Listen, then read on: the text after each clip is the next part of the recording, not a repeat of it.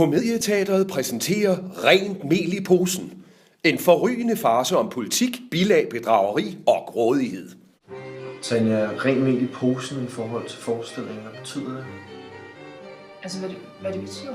Altså, hvad mener du, hvad det betyder? Jamen, altså er det ligesom grovmel eller grahamsmel?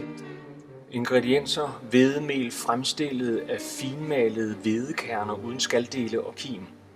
Det er jo mel. Det er der ikke, altså, det er jo rent. Det er der ikke noget mærkeligt ved.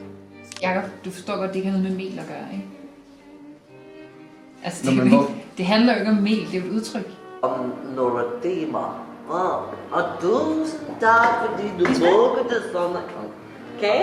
Ej, jeg ved ikke. Ej, nu er vi fik også flødeboller til det. Altså, man skulle godt tåle det kage. Hvad vil vi spise?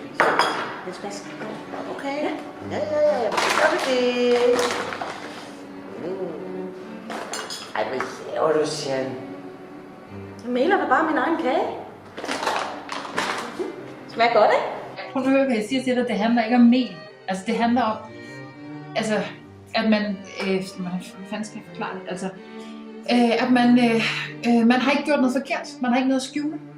Sådan helt basalt, så betyder det bare, at jeg har ikke gjort noget forkert.